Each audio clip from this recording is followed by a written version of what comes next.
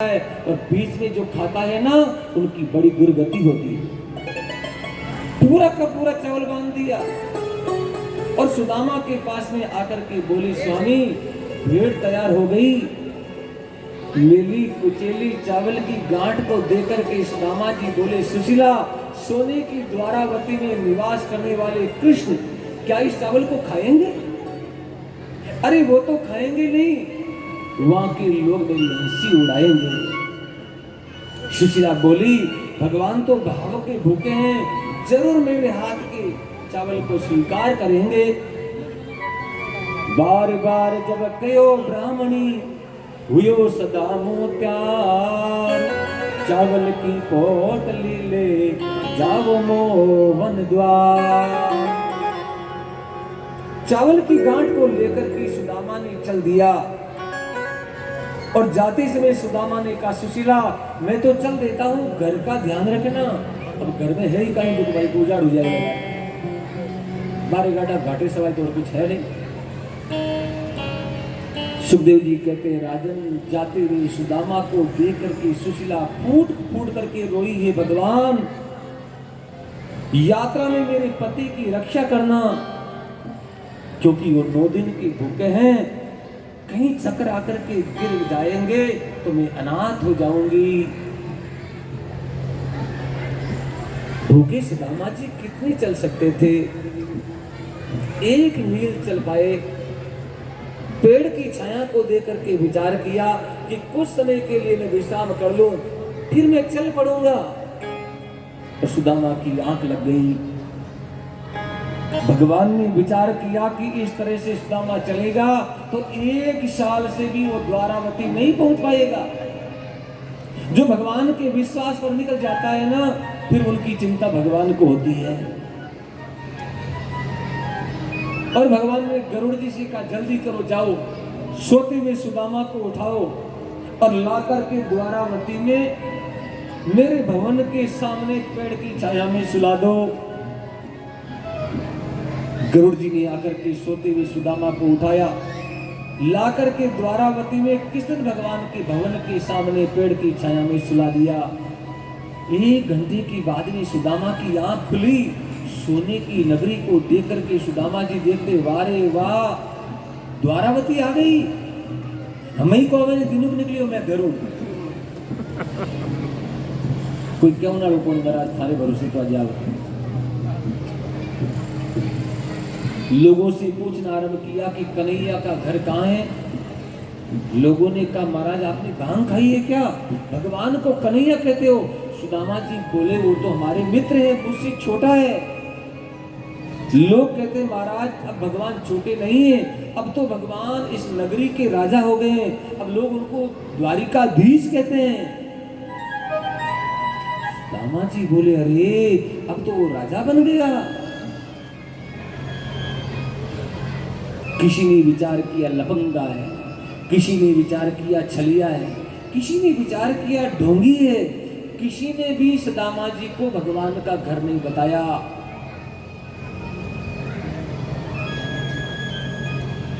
एक व्यक्ति ने विचार किया कि माथे में तिलक है, गले में जनेऊ है, ये कोई गरीब ब्राह्मण है।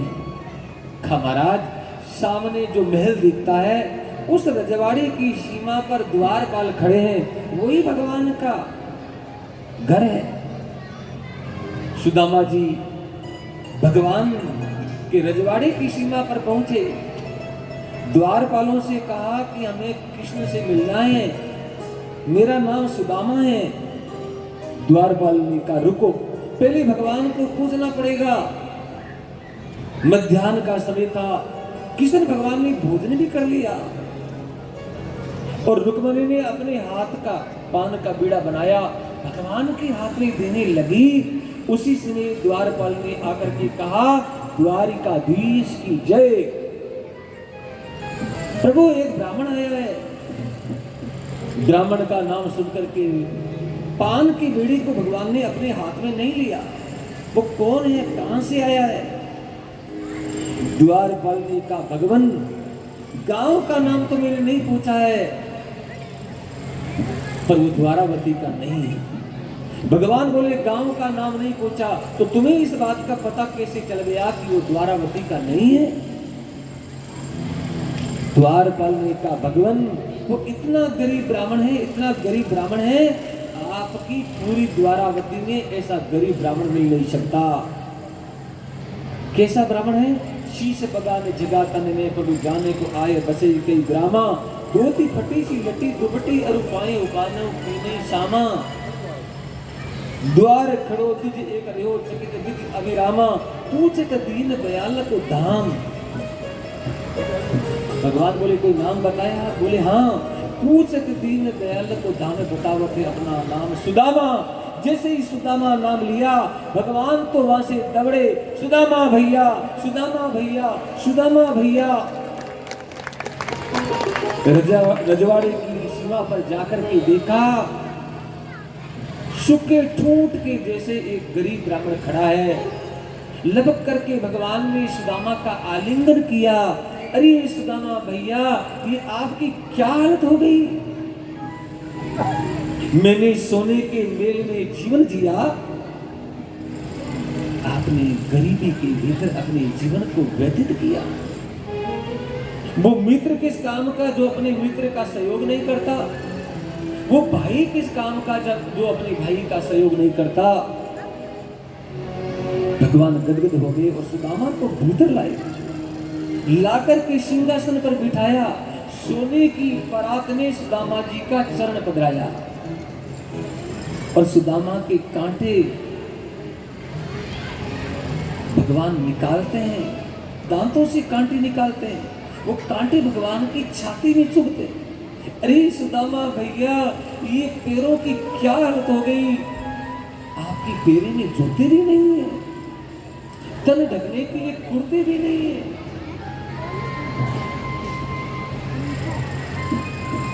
रुक्मणी सोने की झारी में गंगा जल भर के लाई है। वो अच्छी तरह से जानती है कि कोई भी ब्राह्मण आता है ना, सबसे पहले भगवान ब्राह्मण की चरणों का प्रलाक्षण करते हैं। आज भगवान गंगा जी की झारी के सामने देखा भी नहीं। क्या हुआ? देख सुदामा की दीन दशा करुणा करके करुणा निधि रोए, देख सुदामा की दीन दशा करुणा करके करुणा निधि रोए, पानी परात को हाथ छुओ नहीं, नैनन के जल से पग धोए। इतने भगवान रोए, भगवान के आंसुओं से सुदामा जी महाराज का चरण धुल गया। सुदामा को छोड़कर के भारत के इतिहास में ऐसा कोई भक्त हुआ है जिनके चरण भगवान ने अपने आंसुओं से धोया? सुदामा जी महाराज के रिकॉर्ड को तोड़ने वाला आज तक भारत के इतिहास में कोई भक्त नहीं हुआ।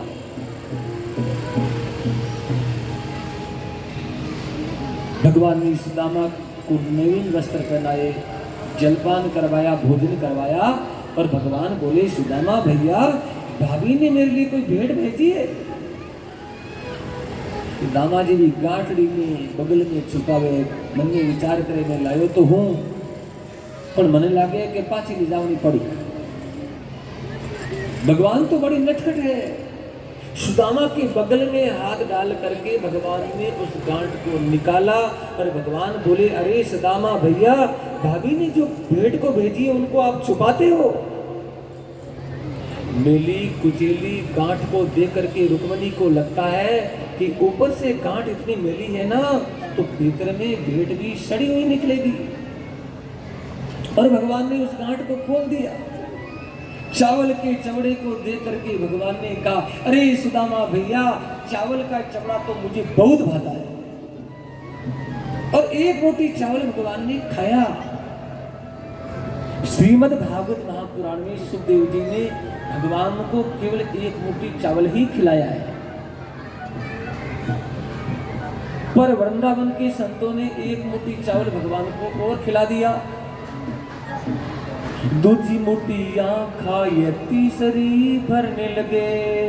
जब रुक्मणी पकड़ियो हाथ नाथ क्या करने लगे। दो ये लोग करी माया दीनी और दे दो घर बार। चावल की पोटली ले जाओ मोवन द्वार।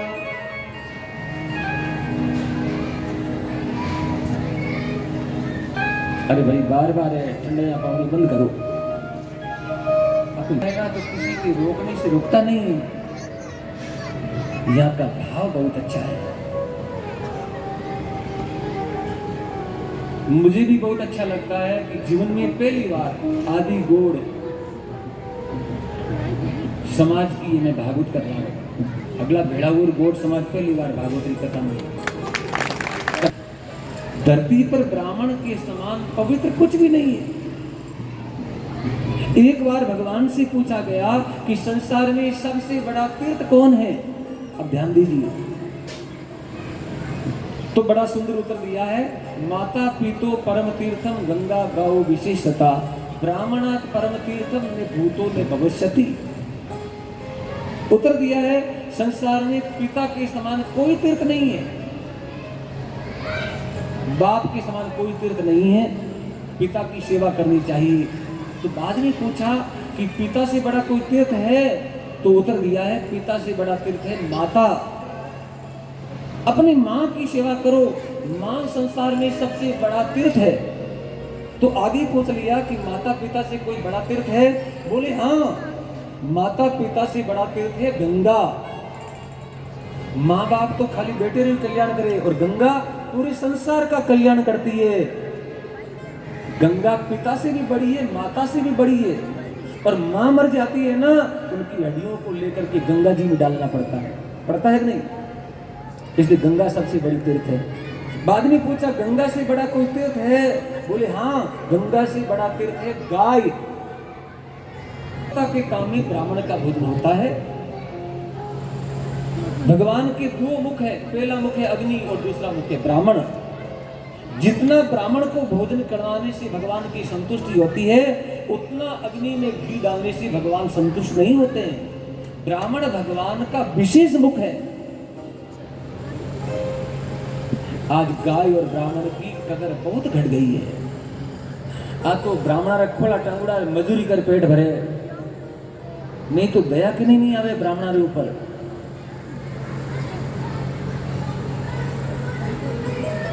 जड़ तक ब्राह्मण कन संतोष होना, जीते झोपड़ा भी को छवि कंटे मत। मुट्ठी खाया और तीसरा मुट्ठी खाने लगे, रुक्मणी ने भगवान का हाथ पकड़ लिया। भगवान तो बिगड़े, रुक्मणी तुम कौन हो जो मुझे रोकती हो। रुक्मणी समझ गई कि भगवान तो बिगड़ गए। हाथ जोड़ करके बोली स्वामी मैं आपको रोकती नहीं हूं। जिस दिन आपकी शादी मेरे साथ हुई थी, उस दिन आपने वादा किया था कि बढ़िया वस्तु होगी मैं अकेला नहीं खाऊंगा, तुम्हारी को बांट करके खाऊंगा। ये तो 3 मुट्ठी चावल है, 2 मुट्ठी तो थिएटर दिया और तीसरा मुट्ठी चावल खा जाओ, क्या प्रसाद हमारी को नहीं मिलेगा। पर मन में कहीं जाने धन वाले ने 2 मुट्ठी में 2 लोग रो राज की ऊपर, और तीसरी मुट्ठी में ये द्वारावती भी चली जाएगी, तो क्या बच्चों के लिए प्लॉट लेके रखा है। महाराष्ट्र की बेटी बात बनाने में स्प्रेड। भगवान बोले रुक्मणी ब्राह्मण यदि पत्रिका लेकर के नहीं आता तो तेरा ब्याह शिशुपाल के साथ में होता। तुमने उस ब्राह्मण को क्या दिया। हाथ जोड़ करके रुक्मणी बोली जो ब्राह्मण भगवान से मिला दे, उनको देने के लिए मेरे पास क्या था। मैंने उस ब्राह्मण को भक्ति का वरदान दिया। मुक्ति भगवान की दासी है, भक्ति भगवान की पत्नी है। भगवान ने सुदामा को रुक्मणी के महल में सुलाया, रुक्मणी ने पांव धुलाया, भगवान ने सुदामा का पांव दबाया। देखो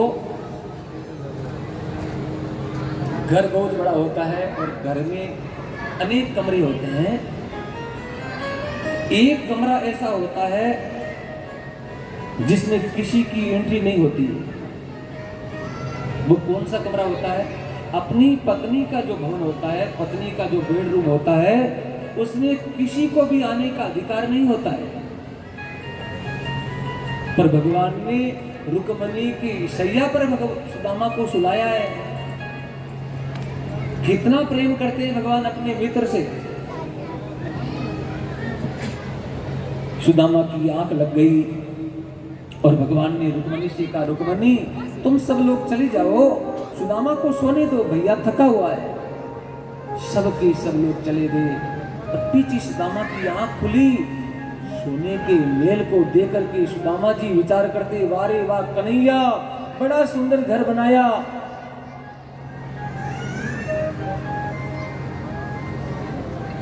साधु लोग होते हैं ना, उनको दूसरे की संपत्ति, नहीं तो हमारे माथे में कागले रोई पंजो लिखू है, भूल से मेरा पूजन किया है और पता चलने के बाद में धक्का मार करके निकाल दिया जाएगा। भगवान समझ गए कि सुदामा के माथे में संशय उत्पन्न हो गया और भगवान ने आकर के कहा, अरे सुदामा भैया इतने जल्दी जग गए। शास्त्र कहता है ब्राह्मण और साधु को बहुत कम सोना चाहिए। जो बहुत कम सोता है ना, वो ज्यादा से ज्यादा भगवान का भजन करता है। अब दिन हो गया रे, बाद में उठे जो आदमी भगवान की पूजा पाठ कर सके, बाद में तुम ड्यूटी में जाओ, पूजा पाठ करना है तो जल्दी उठो। पास में पढ़ते थे ना, गुरु माता ने एक बार समिधा लाने के लिए हम सबको जंगल में भेज दिया, हम दोनों को जंगल में भेज दिया। मैं सूखे पेड़ के ऊपर चढ़ गया लकड़ी को तोड़ने के लिए और आप पेड़ के नीचे खड़े हो गए लकड़ी का गंठा बनाने के लिए। उस समय इतनी जोर की बरसात आई, सर्वत्र पानी पानी हो गया। रात के अंधेरे में मैंने पूछा, सुदामा भैया क्या खाते हो? अकेला मत खाना, मुझे भी भूख लगी है। उस समय आपने मुझसे कहा था, कन्हैया खाने के लिए मेरे पास में कुछ भी नहीं है। अरे ठंडी के कारण मेरी जाड़ बोल रही है। भगवान ने कहने का मतलब है, सुदामा भैया गुरु माता ने 2 मुट्ठी चना दिया था, 1 मुट्ठी आपके लिए और 1 मुट्ठी मेरे लिए। फिर थानला चीना खाया जगह खाया, माड़ा चीना भी खा गया। मैंने तुम्हें गरीब नहीं बनाया, दूसरे का 1 मुट्ठी चना खाने के कारण तुम्हें गरीब बनना पड़ा। मेरे पास में आ गए हो ना, तो मैं तेरी गरीबी का हरण करूंगा। सुदामा ने मन में विचार किया, रे कृष्ण मैंने तेरे साथ में बहुत कपट किया। 2-3 दिन भगवान ने सुदामा का बड़ा आदर किया। सुदामा भैया इस कमरे में इतने सारे लड्डू है, मिठाई है। सुदामा मन में विचार करे, भाई कोतली उदय तो ले जाऊं, मांगूंगा नहीं। सुदामा भैया इस कमरे में इतने सारे सोने चांदी गहने गांठे हैं, अरे पहनने वाले लोग नहीं है। सुदामा जी विचार करे, कोई तंतुड़ दे तो ब्राह्मणी के बाद ले जाऊंगा, मांगू कौन, तू जाने मांग ले। सुदामा भैया इस कमरे में इतने सारे कपड़े हैं, अरे कोई लेने वाला नहीं आता है। सुदामा जी मन में विचार करे, हमारी लुगाई रे शरीर में तो कुछ भी नहीं है, पर मांगूंगा नहीं। सुदामा ने संकल्प किया, मर जाऊंगा मांगूंगा नहीं। और भगवान ने संकल्प किया कि सुदामा को मांगना ही पड़ेगा, तभी दूंगा, नहीं तो कुछ भी देने वाला नहीं हूं।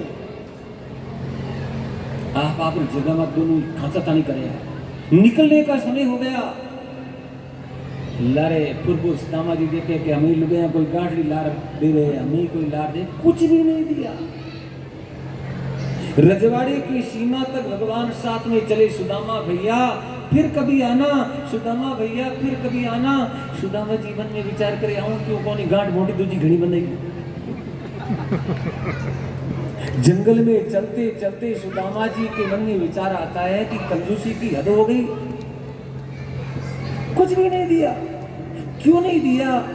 इतने में सुदामा के ध्यान में आया कि इसलिए नहीं दिया कि जंगल में अकेला चलेगा ना तो कोई भील उसको तंग करेगा।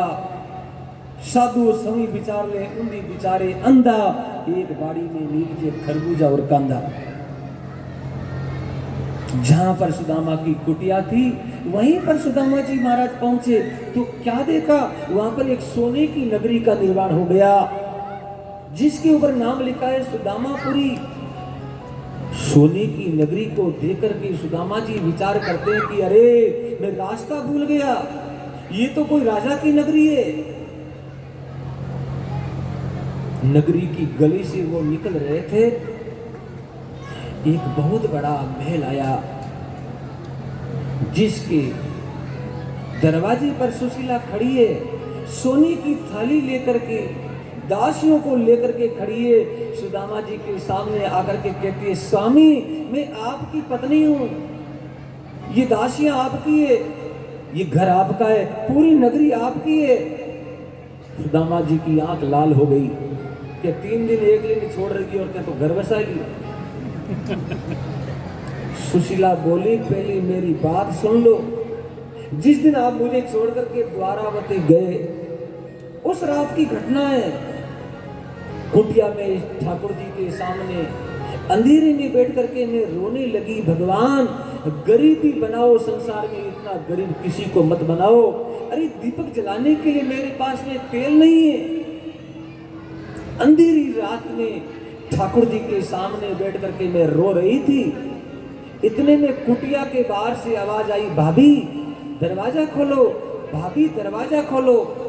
सुशीला कहती है, गोपाल जी की आवाज सुन करके मैंने कुटिया का दरवाजा खोल दिया तो क्या देखा, अंधेरे में प्रकाश हो गया और प्रकाश के बीच में गोपाल जी खड़े हैं। हाथ जोड़ करके कहा, भाभी भाई साहब की चिंता मत करना, भाई साहब ने द्वारावती में भोजन कर लिया है, इस समय वो रुक्मणी की सैया पर सो रहे हैं। भाई साहब ने मेरे लिए भजन किया, तब किया, उनके बदले में देने के लिए मेरे पास में कुछ भी नहीं है। पूरा बैंकुट लोग दूं तो भी उनके लिए कम है। भाई साहब को तो मैं कुछ नहीं दे सकता, ये देवर आपकी सेवा करने के लिए आया है, भाभी इनसे कुछ मांग लो। सुशीला कहती है, गोपाल जी की बात सुन करके मैं फूट फूट करके रोई और चुनी से अपने आंसू को पहुंचा। आंखें खोल करके देखा तो गोपाल जी तो अंतर ध्यान हो गए। यहाँ पर सोने की नगरी का निर्माण हो गया, मेरा घर सोना चांदी से भर गया। इतना ही नहीं, मेरा शरीर सुंदर सुडोल हो गया, मैं 12 वर्ष की कन्या की जैसी हो गई। मेरा शरीर सोने चांदी से पीला जर्द हो गया। स्वामी आपने भगवान से नहीं मांगा तो क्या हुआ, मैंने तो मांगने के लिए ही भेजा है ना। सुदामा ने विचार किया, अरे कृष्ण जिनको तू भोग देता है ना उनको भक्ति नहीं देता है, पर तेरे प्रसाद को स्वीकार नहीं करूंगा तो कृष्ण तुम्हें बहुत बुरा लगेगा। अब सोने के मेल में रहकर ही तेरी भक्ति करूंगा। और जैसे ही सुदामा ने अपने घर में प्रवेश किया वो 25 वर्ष के जैसे जवान बन गया। माथे में सोने का मुकुट है, गले में मोतियों की माला है, कटिंग में पीतंबर पहन करके रखा है। और सुशीला को लेकर के सुदामा ने अपने घर में प्रवेश किया। सैकड़ों वर्षों तक राजा के समान सुदामा ने उस नगरी में सुख भोगा। सोने की नगरी में ही भगवान का भजन किया। फिर सुदामापुरी को छोड़ करके अपनी पत्नी के साथ वो बैंकुट में चले गए। कृष्ण कन्हैया लाल की जय। सुखदेव जी कहते हैं, राजनी भक्त और भगवान की लड़ाई थी। परीक्षित ने कहा, महाराज इसमें जीत किसकी हुई? सुखदेव जी कहते हैं, महाराज सुदामा ने मांगा नहीं, मजबूर होकर के भगवान को सब कुछ देना पड़ा। सुदामा की जीत हो गई और भगवान की हार हो गई। बोलो भक्तों भगवान की जय। कृष्ण कन्हैया लाल की जय।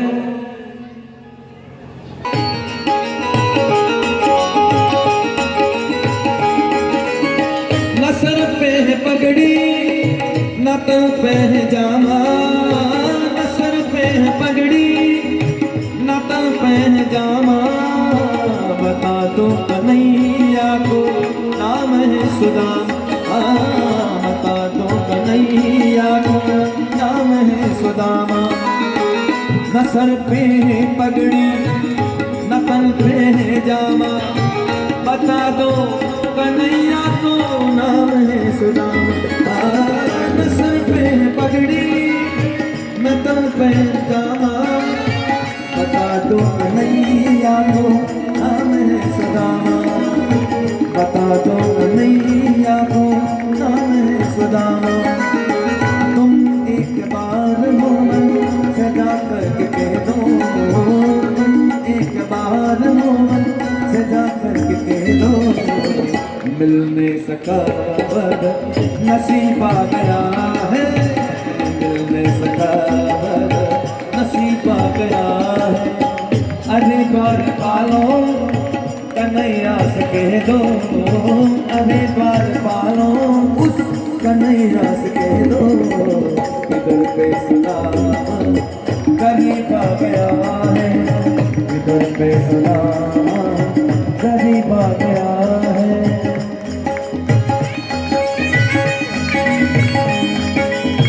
जय हो, ताली से सेवा करते हुए हरि बोल।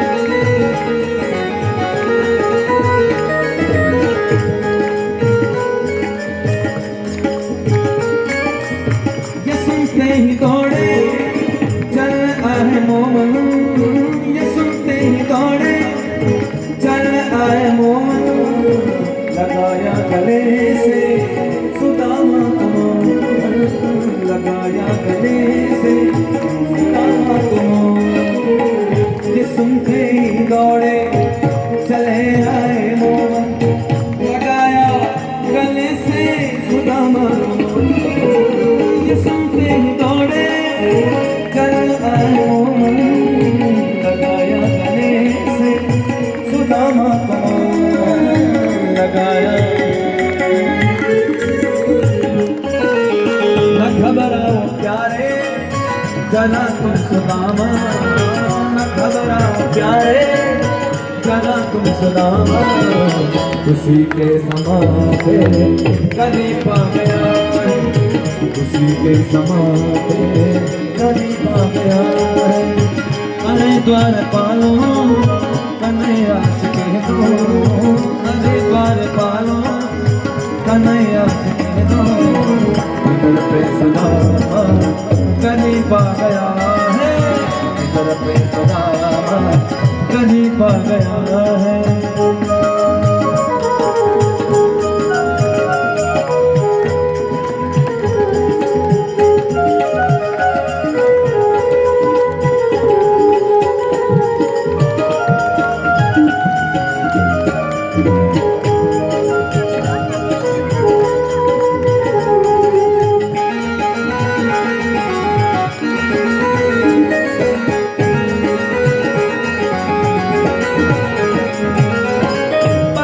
में अपने सुदामा बिठाए, बराबर में अपने सुदामा बिठाए, चरण आंसुओं से सामने बुलाए, चरण आंसुओं से सामने बुलाए, बराबर में अपने सुदामा बैठाए, चरण आंसुओं से सामने बुलाए, बराबर में अपने सुदामा बिठाए, चरण आंसुओं से सामने दुला, चरण आंसुओं से सामने दुला। हुआ रुक्मणी को बड़ा ही अचंबा, हुआ रुक्मणी को बड़ा ही अचंबा, ये मेहमान कैसा अजीब आ गया है, मेहमान कैसा अजीब आ गया।